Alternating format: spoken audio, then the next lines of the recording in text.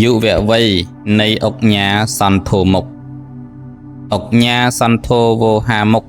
ជាកវីខ្មែរមួយរូបយ៉ាងជំនាញនៅចុងសម័យឧដុង្គក្នុងរាជ្យព្រះករុណាសម្ដេចព្រះនរោត្តមកវីរូបនេះបានឆ្លងកាត់យុវវ័យដែលពោរពេញដោយបញ្ហាស្មុគស្មាញប៉ុន្តែអាស្រ័យដោយស្មារតីរឹងប៉ឹងការតស៊ូពុះពៀហាត់ពត់លុតដំអត្តចរិតលោកក៏បានក្លាយខ្លួនជាកវីបណ្ឌិតមួយរូបជាទីគប់ព្រះតីនៃព្រះមហាក្សត្រសន្ធោមុខមានកំណើតនៅស្រុកសំរោងទងខេត្តកំពង់ស្ពឺកាលពីកុមារលោកបានកើតជំងឺអុតធំដោយនៅក្នុងសម័យនោះពុំទាន់មានថ្នាំការពារនៅឡើយតាមរយៈការព្យាបាលដោយឱសថបុរាណខ្មែរកុមារមុខក៏បានជាសះស្បើយហើយធ្លាក់ខ្លួនជាក្មេងពិការក្រោយមកមាតាបិតាលោកក៏បានបញ្ជូនលោកឲ្យទៅរៀនសូត្រអក្សរ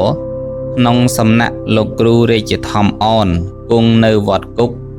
ក្នុងភូមិឧដុង្គដោយខ្លួនជាអ្នកកំសត់ទុរគតមានជីវភាពខ្វះខាត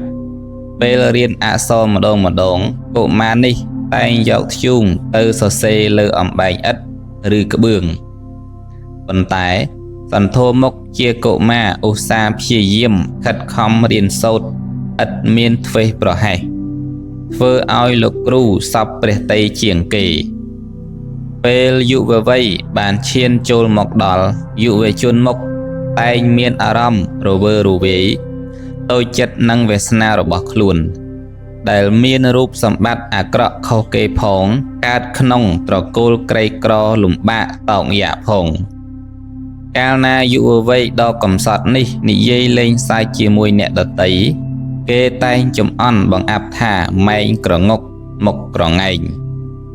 សម្ដីនេះធ្វើឲ្យយុវជនមុខមានសេចក្តីមួម៉ៅក្តៅក្រហាយយ៉ាងខ្លាំង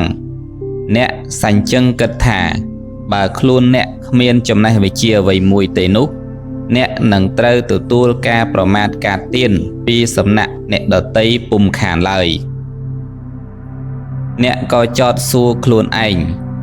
តើអាត្មាអញត្រូវធ្វើបែបណាខ្លះដើម្បីរក្សាតម្លៃរបស់ខ្លួនក្រោយមកយុវជនមុខក៏បានសុំលោកគ្រូសង្គ្រាចបួសជាសាមណេរដើម្បីសិក្សាព្រះធម្មវិន័យនៃព្រះពុទ្ធសាសនារួចបំពេញឧបសម្បទាជាភិក្ខុនៅក្នុងវត្តនោះគឺនៅក្នុងពេលនោះហើយដែលភិក្ខុមុខខំសម្ភាររៀនសូត្រព្រះត្រៃបិដកនិងកំណាព្យខ្មែរយ៉ាងល្អិតល្អន់ក្រោយពេលលេចសិក្ខាបទមកព្រះមហារាជធម្មអនបាននាំយុវជននេះទៅថ្វាយព្រះករុណាព្រះបាទសម្ដេចនរោត្តមដើម្បីធ្វើជាភ្នាក់ងារក្រុមព្រះអល័ក្ខក្នុងសម័យនោះប្រទេសកម្ពុជាយើងនៅក្រោមការត្រួតត្រារបស់ពួកអាណានិគមបារាំងកាលនោះពួកបារាំងបានប្រើអាកប្បកិរិយាមិនគប្បីប្រមាថមកលើភ្នាក់ងារនៃក្រុមព្រះអល័ក្ខឃើញដូចនេះកវីក៏បានលើកកំណាព្យ